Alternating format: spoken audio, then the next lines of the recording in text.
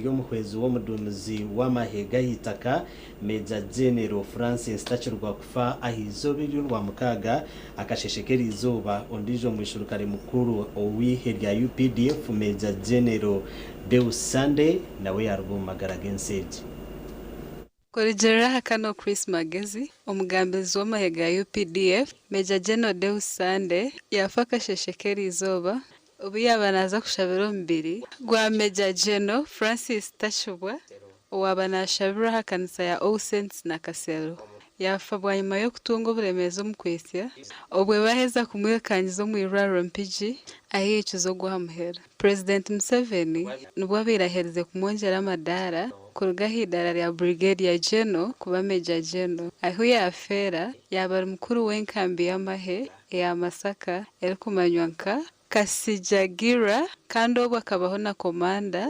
wakanyakace ahabwihere ya Amso Mogadishu Somalia nendijo mirimo y'obwebembezi omwihere ya UPDF entekateka zo kuzikombirwa Major General Deus Sunday zirene zigendo misha garundanwa achiza awa TV West kare ago namakuru g'obusasi nshasha na neka zabaferirwe kandi hamwe na nihe rya UPDF abatura abanyabuzare hamwe na nabebembezi ba Kachuro omuri Kigata omugombore ya Chanamira omuri district ya Kabare nabo bagwa omukahunaro bwanyuma y'amakuru go kufa kwa Major General Deus Sunday wafaka sheshekera izuba obuyabanaza kushabira Major General Francis Tachirwa ahakanisa ya All Saints na Kasero omuri Kampala Sunday yaba ry'omuduumizi w'amahe agaru kuvuga ebimotoka ebirwani ahabwe nkambi Masaka over the Teresa Frank to Major General Sunday Deus, who is leading the team. Twatayira makago mugenzi Deus Sunday omucyaro cya Kachuro omuri Kigata omugombora ya Chanamira omuri Kabare district kandi abatura twabashanga omukweyinamirira ahabo makuru go kufa kwe. Sunday Deus wabire asigire mu kamukuru witu omuri Ejika mwene twagire chora cyangwa munonga Sunday Deus abire nakwatanisa n'abantu ninjira shamunsi yona mbigambi Kachuro nabo kwa twamumanyika Sunday Deus abire tine shongo mu bantu Sunday Deus abire twombekire ishumero konka Sunday twamufegwa mwe bintu bihango munonga ejabera twimire abere neje abana shanga bijire hanuya abana bamushemererirwe abantu bona bijubuye bajya ngo Sunday yaragara Kachuro ubwo mwe bona kirebeka ngo neje kwakora Sunday batujangwa abari omushijo rukuyamba buri omwe atari kushorora bayoreko ko baba mwinemu amasiko menji ahabwe byabira rukora no kwabire na yambe cyanga cyabo kino tafegwa ari Sunday tugomana tafegwa ari Sunday ebintu binji mugenya abakinire ebintu binji akuganirire cyo kutungura ati wakore kinoboti none Sunday twine byo kumugambaho kwafegwa Sunday Deus Kalach nkamuheruka ha Sunday akugenda nkasiba nawe kurugebiro bitanu mbende nawe so aha Sunday nibwe yabigira hashanka mwenda akugenda akuzambarira akatusibura akamara kutusibura kagira ngo yazambarira ariyo geno ndijabira fire kwaiki kwekire mbarira yanterera ati nahikayoje akasheshe nabwo yanterera na nyuma za kuza kurugayo nabwo yanterera kugenda yajango naza Masaka yaruga Masaka ze Kampala ayine imirimo yo gukora Ndiyebere Drake mukuru w'ishomero rya Kachuro Primary School yayoreko ko mugenzi Deus abire nabayamba nkishomero kandi warukwatera habeji abe cyamushanju kandi umuri binji ebya tuyambeho hariho atwirara kwateraho abana be cyamushanju namwe nuko mwako gwahwire akaba kwateraho umukuba cyamushana PRI hona ogwahi yafera habire nahwera hishomero rya Kachuro Primary School okunduzwa next class of which yayamaliriza hibiri birizihwire kandi yarena nezindi zona nabo kuba niwe yabire akamalira ho mugeri ishomero ni OB wishomero so abirarenda ngu ishomero lyashomiremu abaana bakoleje abaana babeje so abiratiriho omutindo gw'okugira ngu agumizemu amalirize ezo blocks. Ebyokuziika omugenzi Deus Sande tebikamanyirwe. Gashakwa Nelson ahimbisibwe. Webare Nelson ahimbisibwe kandi mukama omugenzi amuhereze ekihumuro kirungi. We Archbishop we kanisa ya Uganda Dr. Stephen Samuel Kazimba Mugaru yashaba abanyeshenjero okubagiteka erahwera abanya-Uganda okutunga obujanjabi bwa busha. Nagira ngu abanya-Uganda bingi tibarikubaasa kwejanjaba kandi ekirugirireho bingi okufeera aha mukino. Archbishop Kazimba yabugamba mu service y'okushabira omugenzi Major General Francis Takirwa okwaba All Saints na Kasero mu kasheshekeri izobo muri Kampala.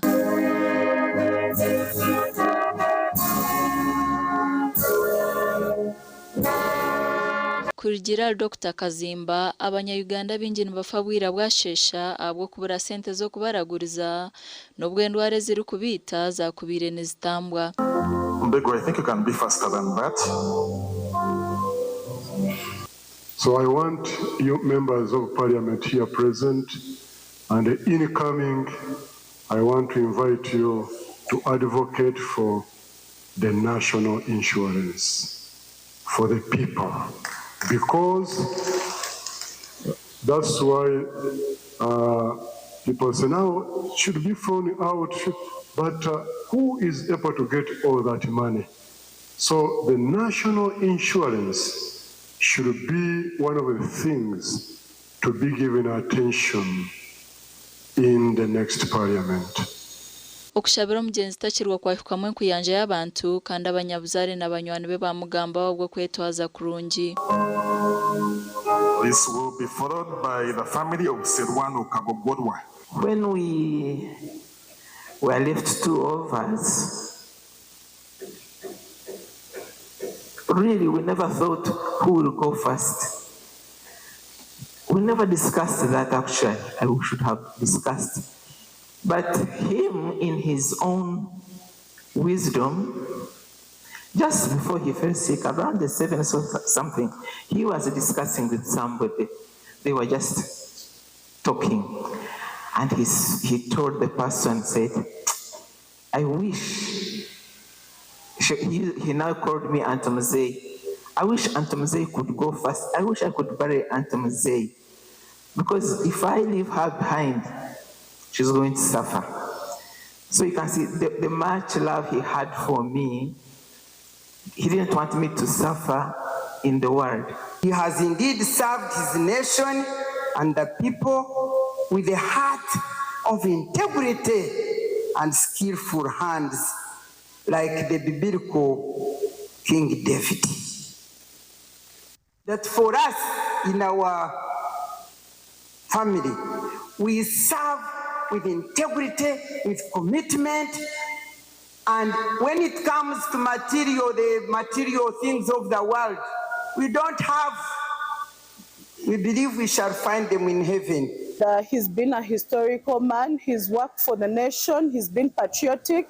It's so sad that we are losing a very powerful soldier in the Republic of Uganda. Omu butumwa bw'omuduumizi w'amahe g'ihanga General Muhoozi Kainerugaba bwashoma Lieutenant General James Mugira yasima emirimo y'Major General Francis Takirwa akorera ihanga n'ihe rya Uganda People's Defence Force. His leadership later extended beyond command into national service as one of the 10 members representing the Uganda People's Defence Forces in the 10th Parliament, where he continued to serve Uganda with the same sense of duty that defined his military career. It was in recognition of his loyalty, command experience, and leadership that he rose to serve as Deputy Commander Land Forces, a role that placed him at the strategic heart of UPDF's operations.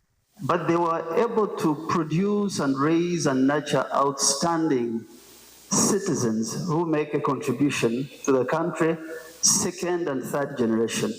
Owabire omuduumizi w'amahega y'ihanga kandi ori minisita w'enshonga z'omunda y'ihanga General David Muhoozi yasiima emirimo y'omugyenzi itakirwa kozire kandi ngu tarikwija kweba omu byafaayo by'ihanga. Gavumenti yajesherwa minisita w'ebyokwerinda Huda Abason Ole nawe hariho ebi yagamba aha mugyenzi. Mourners, I want to inform you that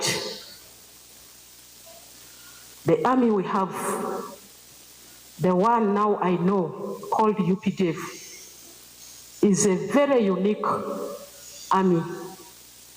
These are people who love themselves during the time of goodness and during the time of sadness. Omubiri gw'omugyenzi gwareetwa erizooba kandi naija kuziikwa nyenkyakara omu kyaro kya Sayu n'omu Rutoma Kashari omu disitulikiti ya Mbarara.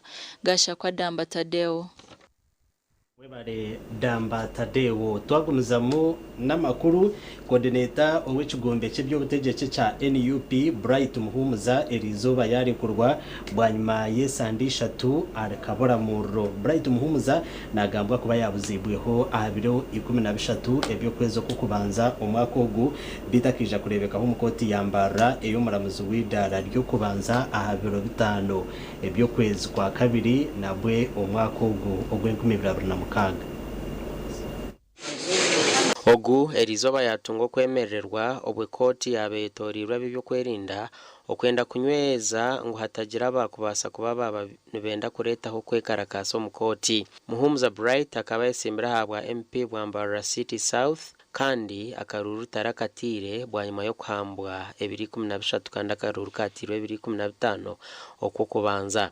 Muhumuza najunanwe manzi 2 ezirumwe kwejumbira mu kikorwa cyo kuvugisa emotoka ekimama ekyabire nkibasa kurugamo okutomu kabi amagara g'omuduumizi wa polisi ya Mbarara Kenneth Kawigo gumisiriza. Orundo rubanja orukumujunanwa no kujemera obuhabuzi bwa polisi ebyiruka kandi ekikorwa kinagambwa kuba yakikozera ha ruguto rwa Kyamugorani hihe na hoteli ya Rad omuri Mbarara City North ebiro 8/11/2025.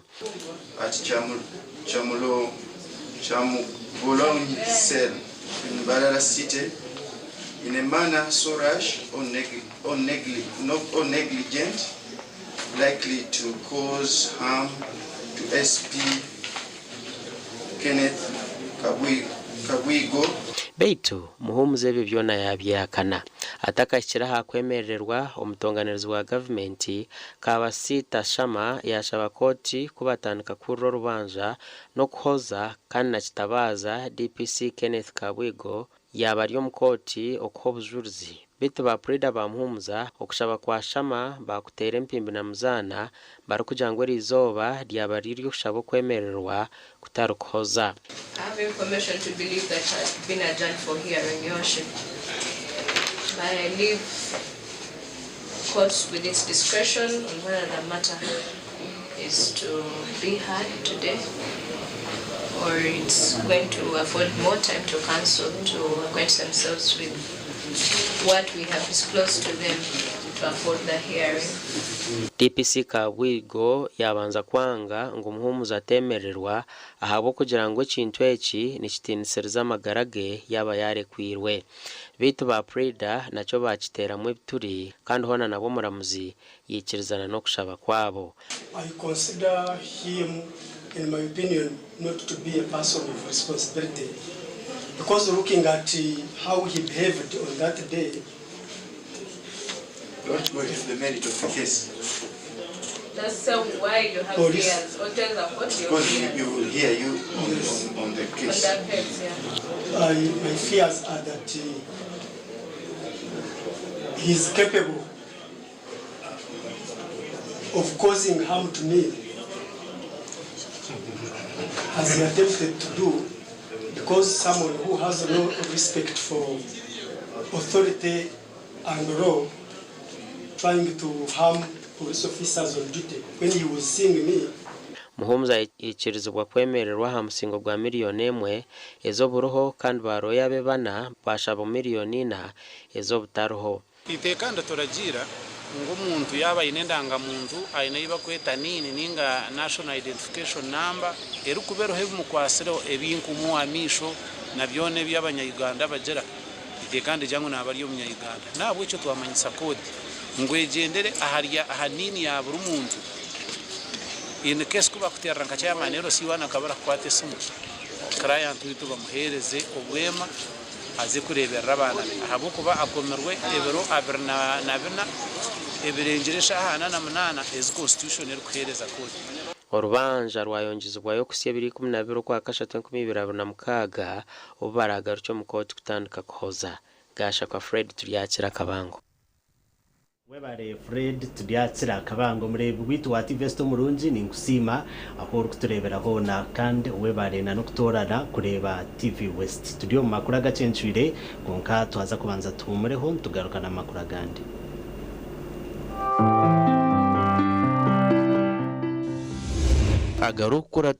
Movit Relaxer Cream brought to you by Africa's leading hair and skin experts.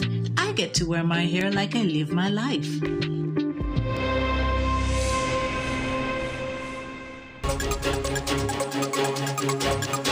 agarukurataho karishorisho wa government yashaba bebembezi bambara okwehara obushomanguzi ahamirimo yabo.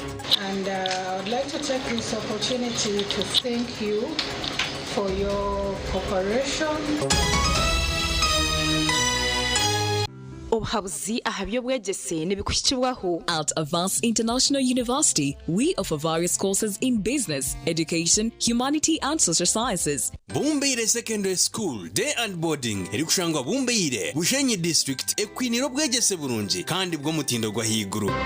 Ukukunda abana banyu na munongo mwana wa mushiki naenda rukundo mumwesiye hihi uganire nawe ube munywano we kandi umugambire ebikwija kumwombeka umwegese mirimo atashita makarere ngaro ubona ko bwara batari ishomero abe nakore mirimo y'umuka kandi umuhubwiro bukushoma ko kuba munywano we naija kugambira bikumusasa umubona ko ubu abana babishikino bateganisubwa embere barukurabamo mwene betengo habuze umuzire kandi umuzire ko mwana umanye byari kwetenga na munonga ebikwato ebyari kukwata yabari mu ishomero abo kuba kayishomero bine binji ebiba kwenda bakozese nkabishiki yabatakine mushango ubundi umutima gwa mutwara hari yahaba.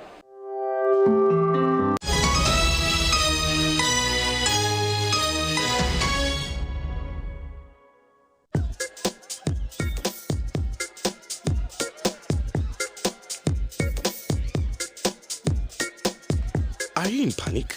Or you're afraid to make a move? Don't worry. With Kazire Red Tonic, you will put her in red moments. And with Kazire Power Tonic, you have your game powered. Enjoy Kazire Red Tonic and Kazire Power Tonic, the natural organic products. Kazire Power Tonic, made from nettle tea, ginger, grapes, and honey. Kazire Red Tonic, made from watermelon, pumpkin, grapes, and honey. Power your game and ignite her happiness.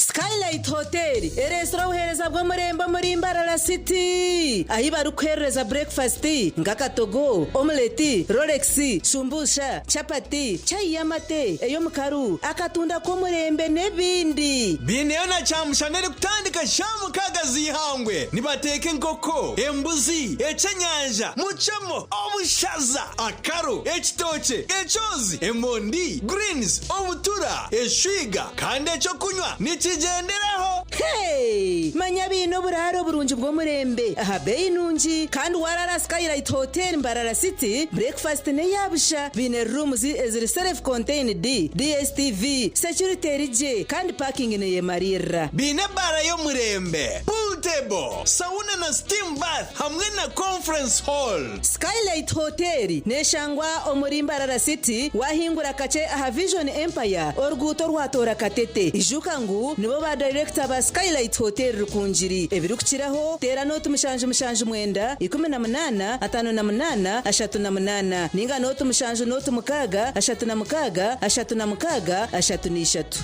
33. Hayes Recruitment Experts Jobs Abroad n'amashemererwa minji nitutabarusiye abantu mwena umwaka musya ogwe-2026 kandi nitumanyisa abantu mwena nguri tukinda abantu binji abashije n'abakazi abojo n'abishiki emyaka 21 okwisari 25 okwera cyenyonyi Dubai emirimo nka customer service, airport security, aviation stewards, check-in agents, landing ground guides na aircraft cleaners. Hayes Recruitment niyo company esingira zindi zono mu Africa okuhereza emirimo ey'obujunanizibwa omwaka ogutuherize ogwe-2025 okwehandikisa n'okwabusha free registration amataji gitugona esimu not mushanju ina not emwe ibiri ishatu ina itano mukaga neinga not mushanju ina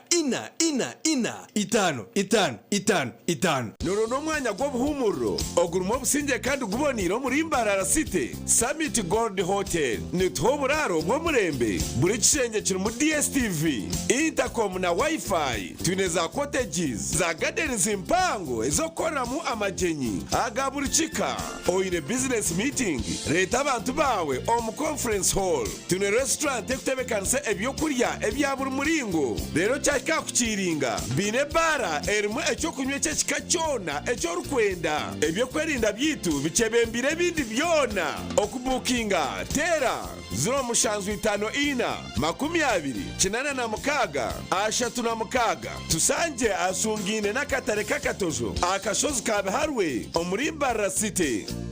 Bumbeire Secondary School Day and Boarding eri kushangwa Bumbeire Bushenyi District ekwiniro bwegese burungi kandi bwo mutindo gwa higuru binabashomesa batendekirweje abeji nibahikira hidara rya higuru buri mwaka nirimwo mu mashomero agari kwijagebembire Bushenyi District. Bumbeire Secondary School ine library na laboratory na computer lab ziri kwemalirira ahabwa abeji kandi zirya mutindo gwa ministry yebyobwegese. Bumbeire Secondary School ehandikise na ministry yebyobwegese bine UNEB center number emyanya kiriho okurwa munsi niya yo kubanza okwiko munsi niya yakana 2026 kumanye biri kukiraho tera note mushanje ibiri ashatu na mwenda 21 ugambe na director Mr. Barahuka Denning.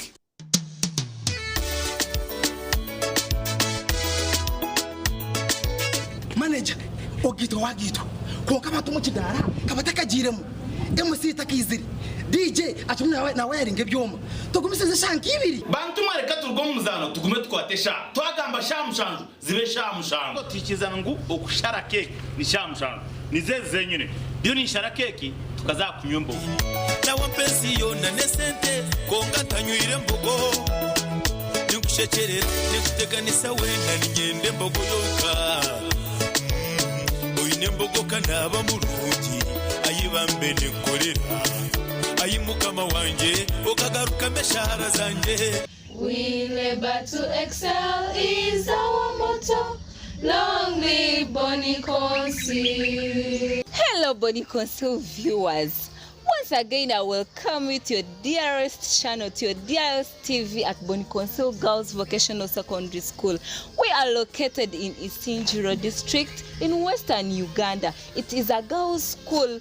Our focus today, we are going to look at the Bonnie Conceal girls. They must tell us what do they like about their school. Bonnie Conceal is very wonderful, and what inspires me the most at Bonnie Conceal is the way Bonnie Conceal girls behave. First of all, I like the discipline of the girls of Bonnie Conceal. Take a look on the respect they give to the teachers and the fellow students too. I find Bonnie Conceal a home away from home. Our head mistress, she's one of the best head teachers in Africa. She parents us like a mother. Sister Dr. Mary Gladys Kachopi Amoti. Come we labor together, come we excel together, because here at Bonnie Conceal, this is the spice of Africa. That's what I can talk about Bonnie Conceal.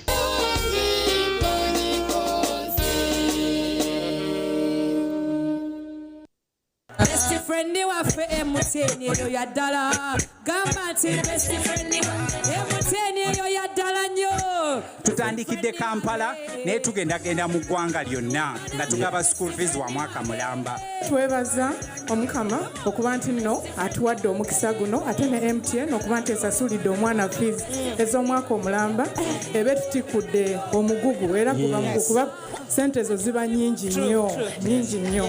Sasula school fees ng'okozesa momo onyiga *165*80# ng'osasula school fees w'omwana wo essomero nga liwangula school van nawe bw'oba kwegamba nga embeera ekukuttemu ng'ofuna school fees loan weewaawo twakuletera ishomero nyamurungi Light Secondary School Nyabubare Bushenyi District neryabosho nabishiki kandi ni dena boarding eine UNEB Center na license ya Ministry y'ebyobwegese bamazira obwire buringwa bari gukora job bigezo ebya senior ya kana na senior ya mukaga omuri Bushenyi District bine library na laboratory birya mutindo gwa Ministry y'ebyobwegese otebirwe na computer lab kandi bibyona nibihwera beji okwikaja amashomo gabo neshangwa umugombora ya Nyabubare omuri Igara West bakine emyanya musine yo kubanza okukasini ya mukaga iwe teresimu uyetunjira umwanya noto mushanje ina 3-5-5-1 Tumu Medical Institute irashangwa muri Rugongo Karongo Buhweju District barakira beje abosho n'abeshiki okwija kushoma certificate y'obunasi nursing certificate y'obuzalisa midwifery diploma y'obunasi extension diploma y'obuzalisa extension itenda cyo handisiwe mu bwijire omu ministry y'obwegesi n'emizano kandi na center number okuruga mu UNIMEP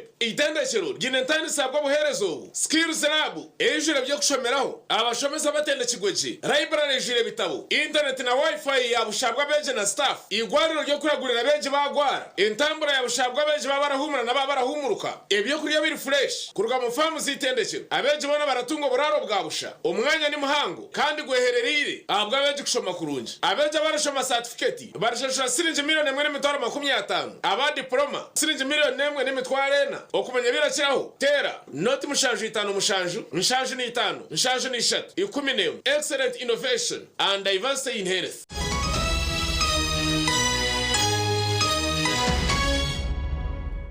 Kuruka yoko mbutumwa bw'abashuzi twagumizamo na namakuru agacenshwire agecyokechi abebembezi omu district yambara hamwe na omurembo rwambara city bashabwa okoresa office zabo okurwanise bikorwa byo bushomankuzi ebikwasira hansi na yiguru omuyihanga kushaboko kwahebwayo Lady Justice Nabze Aisha Batala karisharisho wa government ningashi Inspector General of Government omukurambura okwarumu omuchange cha Angore. Lady Justice Naluze Aisha Batala yahayo kushaboko erizobo byabanabwa n'abebembezi bambara district nambara city omurutayo rwekiro kimwe. And I would like to take this opportunity to thank you for your cooperation with our office, especially our regional office in Mbarara. They have said so many good things about your office. Yeah, so we are really grateful. Lady Justice Naluze yabashendekerezi b'abakuru ku rwo mu office ya Karishorisho wa government. We are looking forward to that continued collaboration and partnership in the development and advancing of services to the people of this country. That program for transparency, accountability and anti-corruption.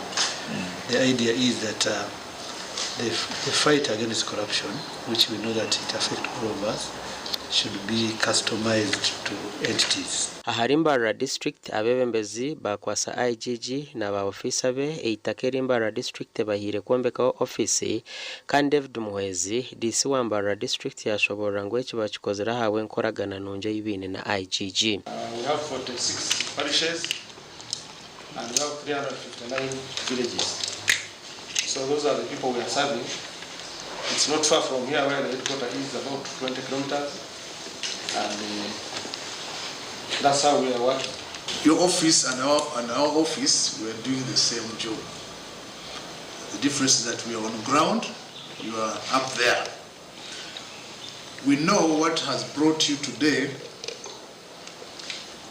is to bring the services closer, because you come to see where you can put your new regional office so that we can continue monitoring and evaluating government programs. Aharimbara city abebembezi basima office ya IGG okuba kwaso murumo gwo kurwanise bikorwa bibi ebiro kucyumba gizobuherezo mu ihanga. Office ye tuyokugera kurekana y'ekite bintu mu namwe namushemerwa na timu ye kandi byatwa amasiko kugira ngo ikore umununga no sharing information sharing is very important.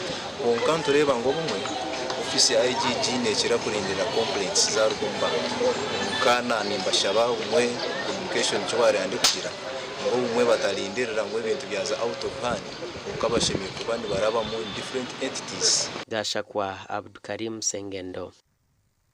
Webare Sengendo Abdukarim twakomeza n'amakuru abahinji na n'abarisa bashabwa okwetabo mworeko ogw'ebyobuhinji hamwe na n'oburisa ogwa Harvest Money Expo ogurukwijja kuhindura ahachai kororo omuri Kampala. Omworeko ogu nogumanywa munonga nko gurukurete byoma by'omurembe kandi ebya mutindo. Omworeko gw'ebyobuhinji n'oburisa ogurukumanywanga Harvest Money Expo ogumwaka ogu kampuni ya Vision Group ekoragine n'aba Engineering Solutions okusya abahinji n'abarisa tractors omurembe ezirumeki kya tafe hamwe na kase.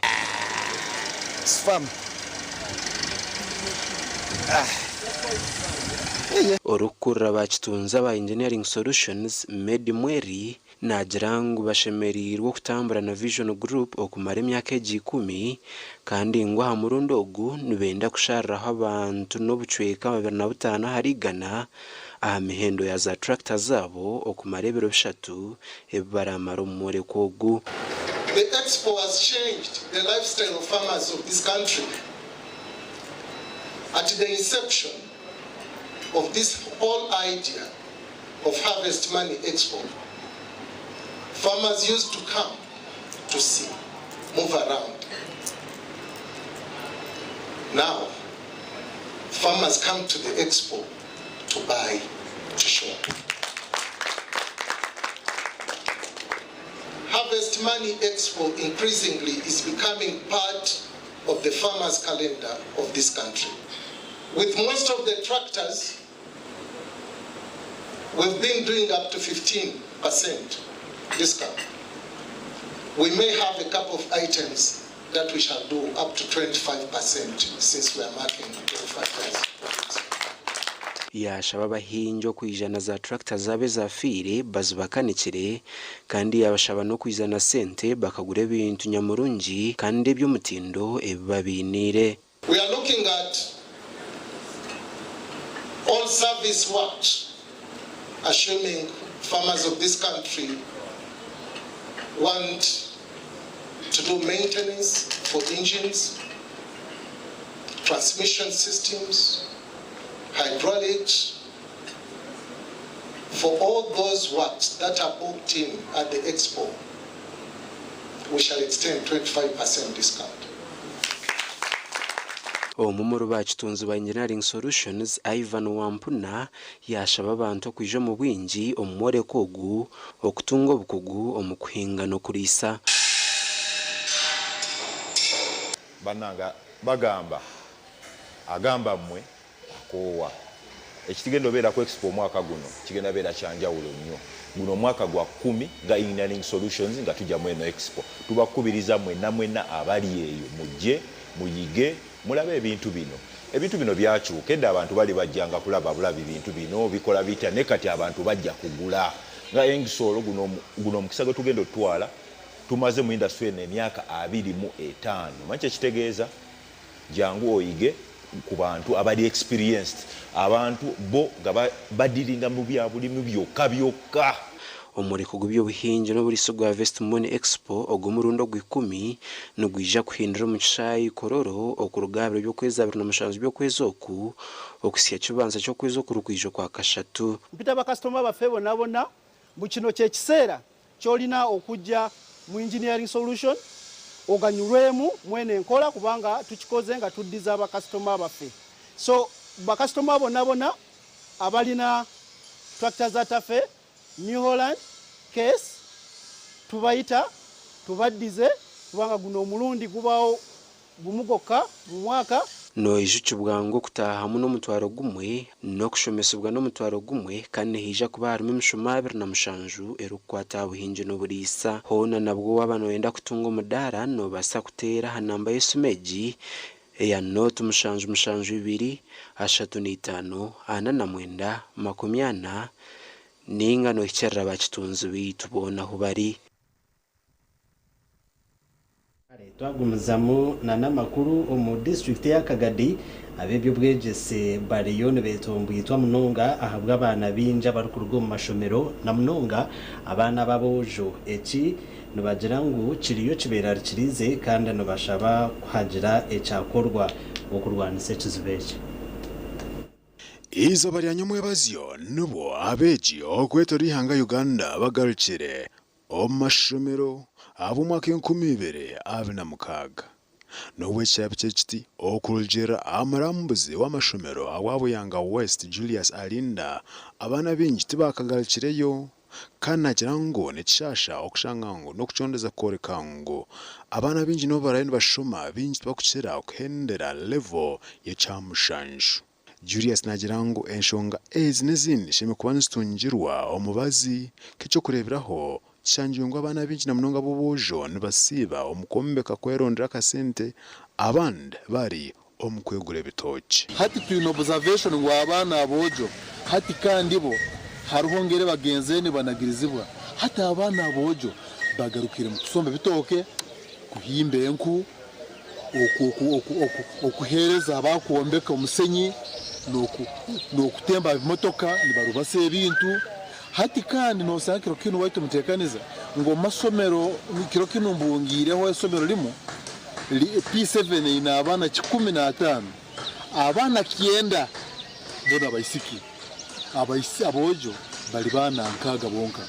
Julius nanjagira ngo abana okuba bace omukutandika hakiriyo abazire abakutekateka ngo abana tibine kubanza kuzayishomero na munonga cyo kubanza nkwenda kusaba abazayire na abantu bana bakukwatwaho nta abana bo baraba bayizire mu masomero batarugamo tutungire high dropout rate no sanga abana batandika bayiru 10 okumara uwo mwaka ne bagumara bali 10 abana rukaga bona baruge masomero bagenzeye nkwenda kusima police ya district ngu abazayire nkabo bacha kuba ni bakuwatwa abana babo baruga amasomero batamazireyo okusoma kwabo kona omashomero gamwe bakuru b'amashomero ntibashaba government okubongera abuhwezi bongera mutindo gweyo bwegise okwetorera ihanga.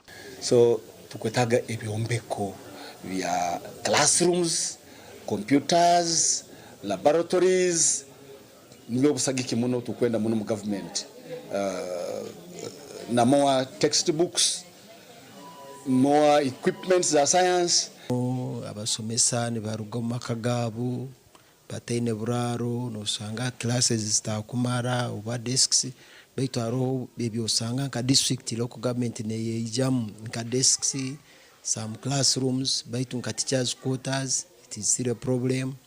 Bo bakuru b'amashomero arengora private narigetaga abantu buntu bahabura amashomero nago okuhindura omukora na munonga abazire konja kutekateka ngo abana tibine kumurikiraho. Hati acabana kutandika bacererirwe kujo mu wiki ya kabiri mu wiki ya kashatu ubwo no muri mu gwishomero management y'amashomero abazire ebashomese abazire bacenga ngo abana wiki yo kubanza ejo cyo kubanza abegisano bakushomesa munonga ijiko mushomesa nabamazire ori mu stock kwezi kubona ahumwiro atebeka nsi byakanda kushomesa hati nabayindira abana bi itobashomesa tuyabazire ntukundo mu gwitu so abana mbasinike mwe mbasinike kare bakuru b'amashomero nubonja kushaba government okonja kureba curriculum ensi amakuraga gasha kwa Thomas tumwebaze abwa TV West.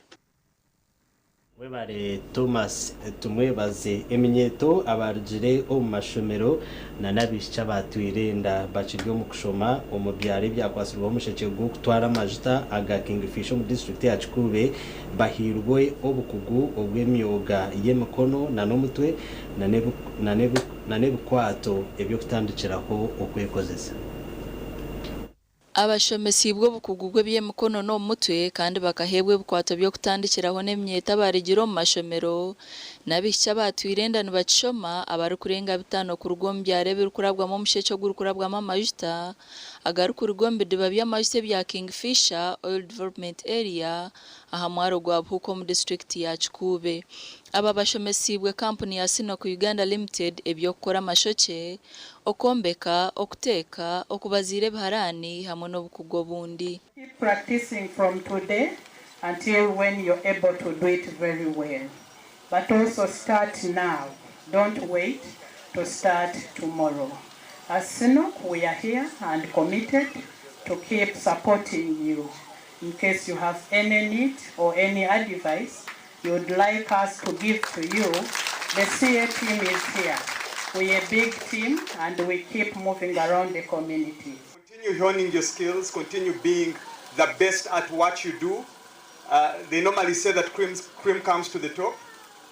When you finally refine yourselves, you'll even become bigger than your villages. You can even become bigger than this country. These skills that you've gotten can take you around the world. So I want you to think bigger than what you're seeing today.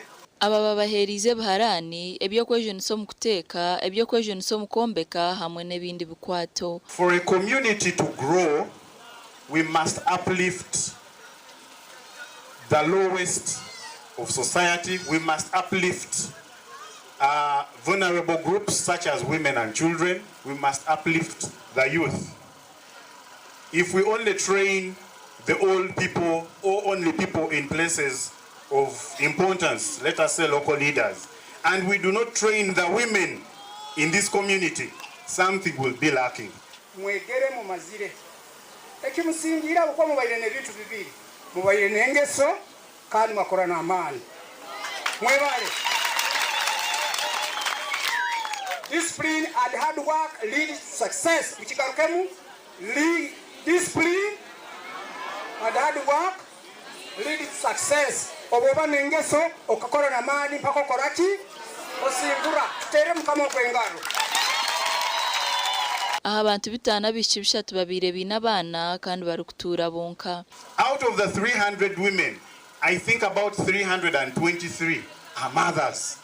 This means this program targeted people, okay, from within the community that would have never gotten the chance to go to a vocational training institute. So I commend Sinok for allowing us to use this approach and request that in the near future you adopt a policy or an approach where you train people from within.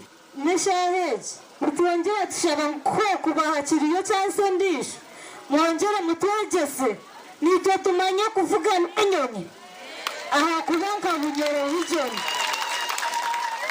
tumenye cyayi cyenyonyi abakuja bazivuga n'abaheru tukabe tushabamu nitwe bamwe bakuzivuga barjo muritwe. Eric Daniel Jombor kujunanizwa n'ebya local content omu kampuni y'amajute ya Sinok Uganda Limited nagira ngo nibazagumana barebuza okumanya ko bariyo nibakose bikwate babahereza. Twatwali tukola program eno twainvolvinga aba LC kabeto bali involved nnyo kukunga abantu bano network startup kits neranga tulino LC ngera tubaga LC tibalino okubera okulata teba situunda ate tugenda kuba tukola monitoring and evaluation buli mwezi luvanyuma myezi 3 okulaba nti abantu wa kits bali batya. Amakuru agasha kwa Ambrose Nuwagaba Katoto. Bare Ambrose Nuwagaba Katoto tshiri omu makuru agacenshwire konkato azagaruka tumure ukace tugaruke n'amakuru agandi.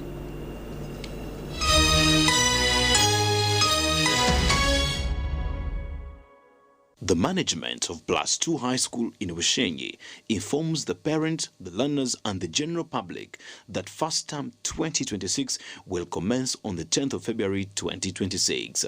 The office is open from Monday to Friday for those that wish to seek admissions in Senior 1, Senior 2, Senior 3 and Senior 5. The school is located in Nyakabirizi, Bushenyi district. For more information, please contact the head teacher on 0772 006 426 or 0703 069 869, or you can call the MD on 0782 489 111. oino mukoro nk'embaga yo kugitwa okwinjira graduation okusima enchiko za AGM n'emikore ndijo yona abatina events bakuretera obuhereza bw'orurengo rw'ensi yona obwa decoration mega tents hamwe na tents z'ebike bindi byona akasente kenshiko tina events nibashangwa ahacombeko echa Central Market room nambi 17 ahari Mbaguta Street omurimbarara city okumanya biri kukiraho tera noti mushanju mukaga hatano ni 5 chenda na mwenda ananeina tina events nito twengo muri burengero rw'izoba abino buhereza bw'umurembe.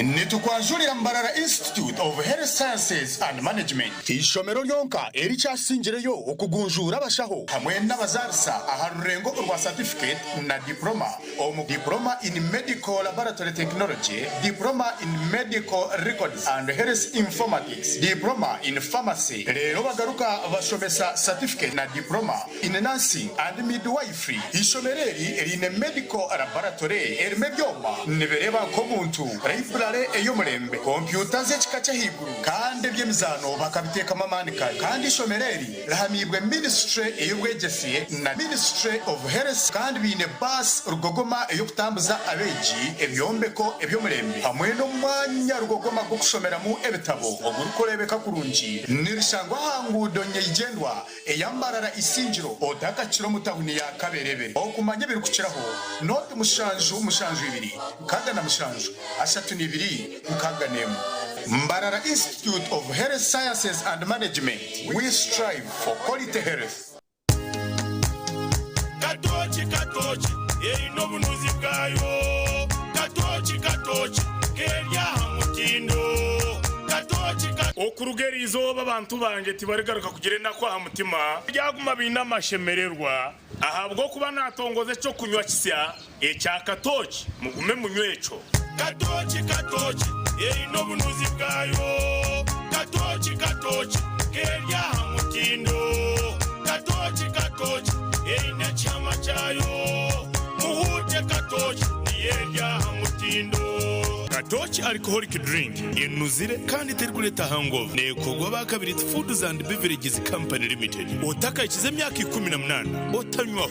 Rwashamire Vocational Institute itendekero ry'amashomo ga business na technical studies international diploma human resource management, public administration, guidance and counseling, computer science and English IT, records management, accounting and finance, business management, journalism, tourism, building construction, electrical installation, mechanics, plumbing hamwe n'agandi minji. Amashomaga gona ngabuzubwa ebitongore nka UBTEB, DIT hamwe na Makerere University. Rwashamire Vocational Institute twine in service, pre-service hamwe na short courses netushangwa Rwashamire Town Council aharuguto rwantunga mu Rukunjiri kandi okwehandikisa nukugendo misho. Tera enamba z'esimu 0772 96 90 Chunchumura kabozi komora kabozi. Chunchumura kabozi tuntumure espressi. Tuntumura burwiro komora kabozi.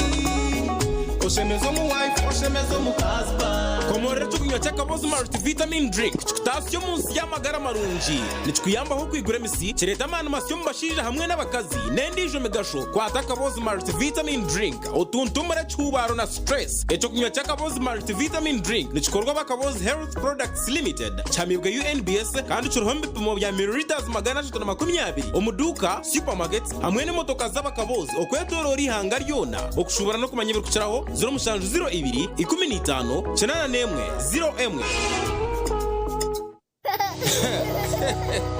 na hatutokikiriza ngurika shemerire kutandika kwega hatshori inzira ngo abaze yamero ruju ahari Aliana Junior School twehire kutebekanisa no kwegeso mwana wawe tukamushomesa kandi tukamugunjura kurungi twine nasare na primary ahambuga nkuru zishomero rwebihurosero korano rya Town Council Mbarara City abashomesa bitu nemirya abana nibareberwa kurungi kandi byo kwerinda bimemize shonda zona nangu nebisere byishomero nibashywa buri yomwe okwenda kumanya buri kicaraho 07 mukaga mushanju 9 89 27 87 na 07 93 93 Aliana Junior School, a great start. Igongo Country Hotel and Culture Center presents Valentine's Dinner at the Eclipse Monument with a special performance by Aziza Ziyan. Dine in love from 5 p.m. Platinum access is only 200,000, which comes with dinner, prize award, welcome bite and drink, and a bottle of wine. Gold, 150,000. Dinner, Valentine bite, and a welcome drink. Accommodation access is 400,000 platinum. A couple room with dinner, a bottle of wine, bed and breakfast, and gold 300,000 a couple, double occupancy room, bed and breakfast, and exclusive of dinner. Beautiful music by the 12 Keys Band. For more information, contact us. All right, listen up. Colgate is on a mission. It's kind of a big thing. Colgate Herbal uses traditional nature's herbs and combines it with Colgate Science for healthy gums and strong teeth. New Colgate Herbal with Salt combines traditional nature's herbs with a pinch of salt and Colgate Science. A natural recipe for strong teeth and healthy gums. Nyikiriza nkwanjurira ishomero rurunje ryo mutindo Exodus College School Wakiso hihi na Wakiso Town Hoima Road ona erevo kandi bine center number Exodus College yinagandi mashomero gari hasi yago Mirembe Exodus Senior Secondary School na Exodus Kinder Care and Junior School abeje mifariso baragishanga hishomero ebyase curite ni guruguru ishomero riri hamusinje gwe kanisa na madina gandi baragacira buri nyikiriza ababurenje rwizoba babigurire office mu kibuga mbarara aha Amazon Building Fro yo kubanza umwaruro gwa kabiri room nambi 12 gamba nabo mu office 0 cinana nemwe inshanju 15 0 ashatuneina cinana na munana cinana neibiri ukwandika beji kuri kugendo meisho New Vision aha myaka 80 bakuretera makoma butunu live on concert bwanyuma y'imyaka 25 bakaririrwe aba makoma bagaruka ku tetiro cy'amaroro Independence Grounds Tera Star 252# okugura tickets ziyahashinje mitware 5 ahabwa bona 15 ahabwa VIP 25 ahabwa VVIP wayende meza Tera not mushanju 58 chenda na mkaga 11 mkaga na mkaga tariho kuguruza ticket aha miryango utakaburaho makoma live on concert Bishagikire Pacific Events Lion Records St. Julian High School Gayaza twinira umwana wawe ubwegese bwo mutindo okurwo musine yo kubanza okiko musine ya mukaga abwa arts na sciences abeji nibagobero mu laboratory yitu eri mu buri kimwe na library yo mutindo eri kushongera abana okika kurunje bigezo twinene mishomo yebye mikono abeji bari kwekwatiramo bakatungo kumanyira hamwe n'imyoga yo kwebisaho manya music dance and drama hamwe n'ebyemizano nitubitahesira okuretira okuguma bina magara marungi no kweyesiga ebyombeko byitu byombekirwe kurungi okurinda jabeji no kubaho mwanya gwo bugwaji gwo kushomera mu kurungi nk'abaryo muka turiyo ntwandika beji okurugo musine yo kubanza okiko musine ya mukaga tera esimu noti mushanju mukaga hatano ni 5 noti mwenda 13 ninga noti mushanju inamushanju noti 5 30 noti mushanju hati mchara wanje mwami numanya abana nubagaruka ya ishomero kandi ibintu bicira kubi aho washota kutwara icweka cha fiza ishomero rya junior rireza moto tukazishashura bwanyuma mwami wanje abo acita kushashura ntukozisa momo no tukutungira umugisha gwo kwangura school fees zo mwaka gwona nebindi konkana bwono basa kushabaroni ya fizi obwe n'amashomero agacejumbira ndige basa kwangura school van namazima singura school fees yo mwaka gona nebindi binji tunga binji ahabwa momo na vani yishomero ahabwa kwejumbiramo no basa no kushabaloni eya school fees echawe nyiga star emwe mukagitano star munana noti hash ninga koresa momo app.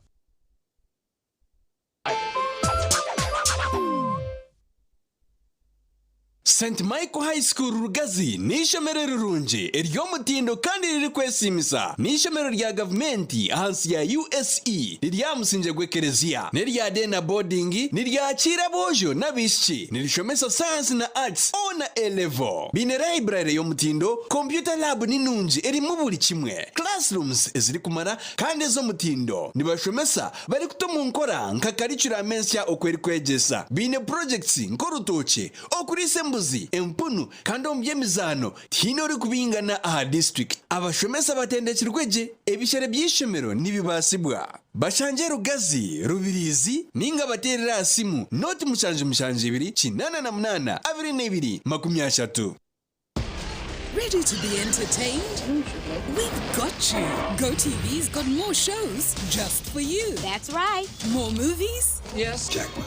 More kids shows? Of course. And more football than anywhere else. No doubt about it. Yes, we've got more. And we've got you. Pay for your current GoTV package and we'll upgrade you to the next highest package. Get more with GoTV. At home or on the go with GoTV Stream. GoTV. Love it. Hey! Makobore High School Rukunjiri. Ernishomero eryabojo bonka eri barukushoma barukurarayo bine ona A-level nibegesa arts na sciences bine computer na science laboratories ubuzima beji bona nibayikira yiguru administrators na staff n'abahangu batendekirwe kurungi ishomero riryamusinje gwedini kandi abeji bona nibegesibwe mice nibaresibwa kurungi ebyo kwirinda birije.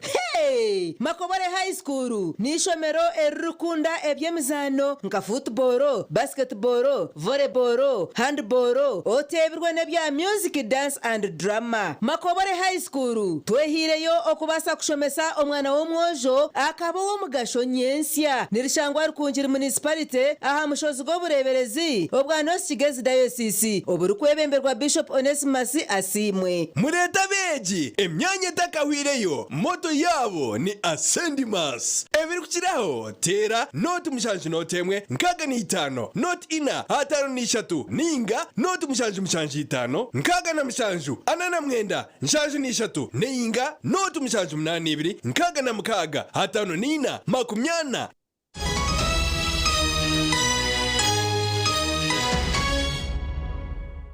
koko mbutumwa bw'abashubuzi omushicweka citu cyahamuheru cy'amakuru agacincwire bakuru b'amashomero mu district ya Chenjojo nibetombwitira abazire abari kucerereza abana okumuruka ababijuse abazire ngo kucerereza abana okumuruka nababana befereza cyango okumuruka habwa tamu yo kubanza omwaka 2026 kwaheze kiro cya kabiri okwetoro rihangariona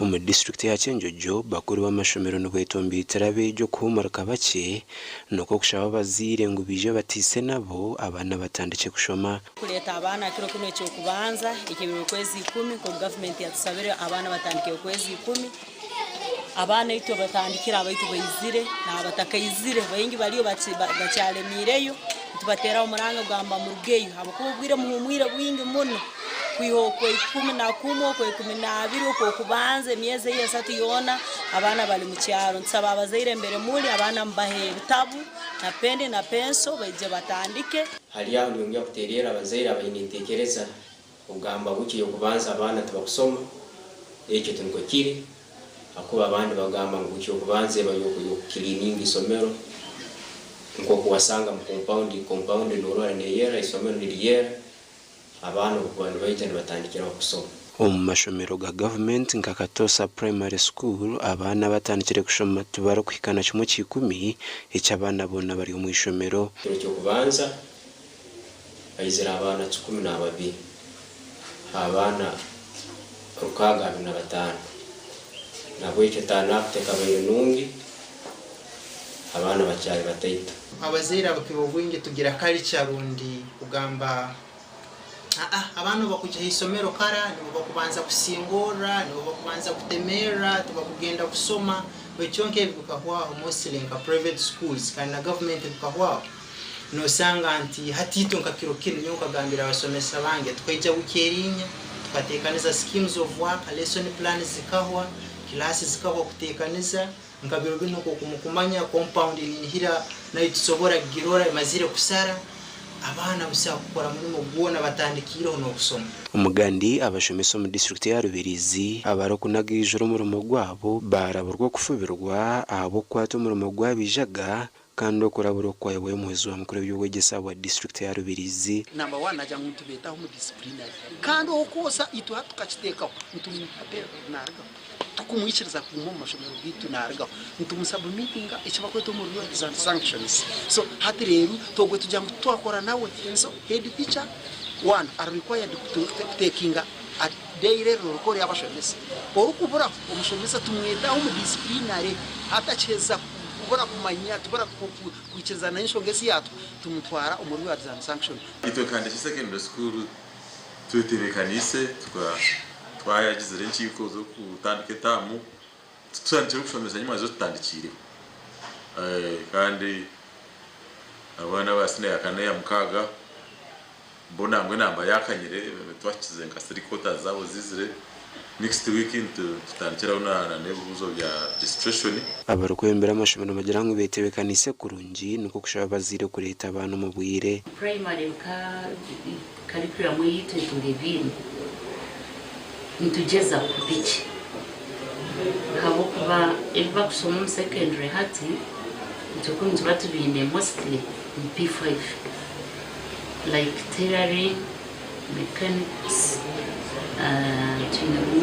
agriculture so we checked kuba intubega hokachi like on baking and to a baking section so nyino kushemerwa kwinji kurango hata bazire kubahurire neje nkora nindani bizira kimwe mbwinji nubarete byetagiso byabane kubasaba ncimanyisa ngo bwegisaha rugenda nubwo rwatandika okushoma kwa tamu yo kubanze umwaka gutandikira nyumwe baziyo kandi kwija ku marebero kinana na mwenda byonka gasha kwa Daniel Bingana hamwe na Onesimus India nabo bare abanyamakuru bitu omurebi wito murunji amakuru agacencwire ahantu ho twagahendera kandi wabanaga kusyaho ndi Elias Ritugusa hamwe na Sande Brian awo rumo rwo bonero yitwe ntwendezo kurara kurunji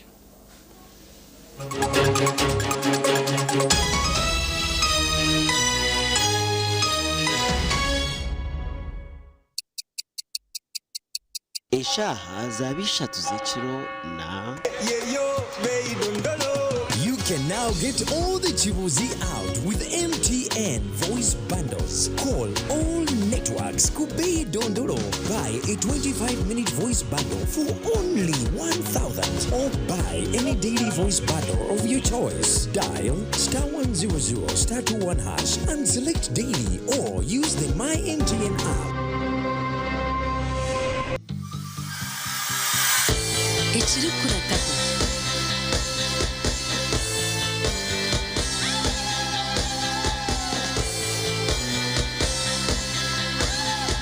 agirwe bana Uganda mwena mwebale kusima bachogera hub products olakufuga zendwadde z'ensusu zonna tonyiriza bato n'abakulu era basimye empereza yaffe tulese bipya ku katale Good Times Kawara Primary School nitwikiriza ngo buri mwezi nayetenga kutandika je kurugaha nasari kwika P7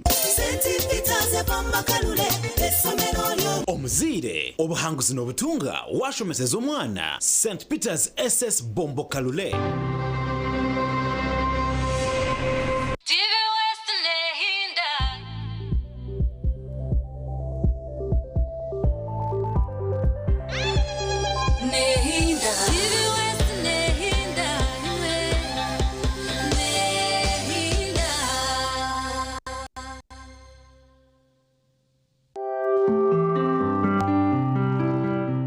Okumbereba ne kukiwaho oyine mbogoka naba mu rugi ayibambe ne kukorera ayimukama wanje okagaruka meshahara zanje Atina Events bakuretera umuhereza bw'ururengo rw'ensi yona ubwa decoration mega tent hamwe na tent z'ebike bindi byona akasete kensheko Summit Gold Hotel nithoburaro bwo murembe buri kisenge kiri mu DSTV Intercom na Wi-Fi tuneza cottages za gardens impango izokona mu amagenyi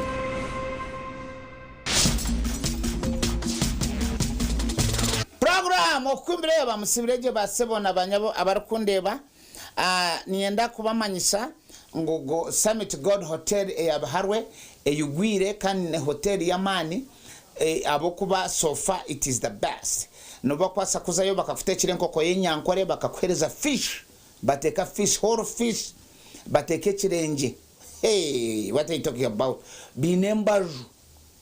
binembaju renyamisho zone nabwecho muzeyo mutwareyo abana banyu nabakundo banyu opposite akatari kinyanya nakakarako embogo necho kunywa kirungi munonga no chunywa obaje abakwananye ninjinywa Bridget najinywa nabana bajinywa na Santana najinywa nakawa najinywa no mangu na dik naona Dickson naona jinywa mwene mbogo niyo yonka ereho tina invents nabantu abakutwara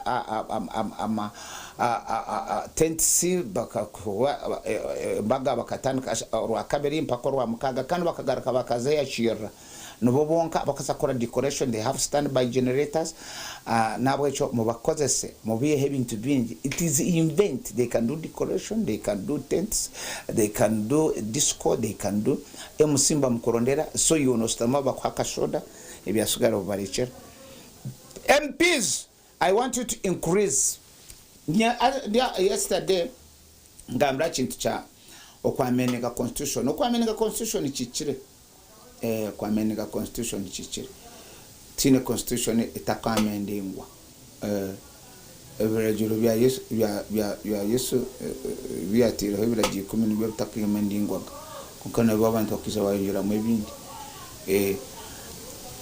kumwikiro mu parliament bariyomba za kwagurira motoka emotoka no president akampeleze motoka guri omuka na isi moto na myaka 10 hati kandi rione chiza Kampala hati emotoka nje isi myaka 10 rione za Kampala nienda kuboza president John Museveni yo ampire nyoko utampire ndi now kandi twena tukizo mu Uganda mu kukora twena ntukora imwe abachimba bagurire motoka tumukutunga mshara you are getting celebrated.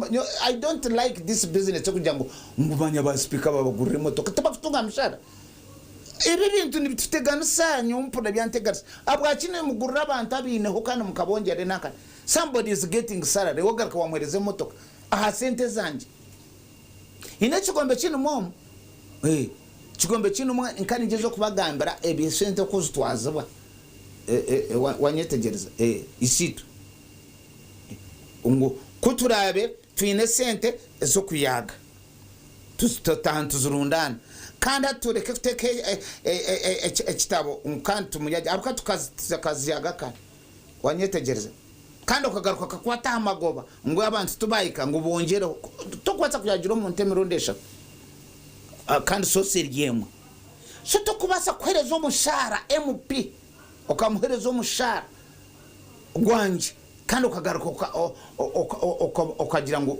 nyowe ngarike umugaruka kwata amagoba ganje amushoro gwanje mugurire motoka koka kumara amaje mugura abkecho tumuka chamendinjire dene motoka eja ature honayo kandi MP ogutwagurire motoka karagarike ogutukumongera motoka akanike motoka yi itwa muhiro myaka 5 nyona bajango yajaza kusemya 10 neza kampa wahora hata umuntu wa Kampala nombano muhereze motoka ngonaze nkase mujwa Kampala mwamugorere motoka aba ba Kampala bo mtawu no mbagurire motoka za miliyoni 3 oni Uganda twino ku think chetzo banze ntategera ba tinkuyetegereza mwateka myaka 10 omutategeke imyaka 10 murundo kataragara kayo no bara babonirata den haze yabana kuko twike kuturwo mukavuye sente kusisikara nuko bireba iwe no bireba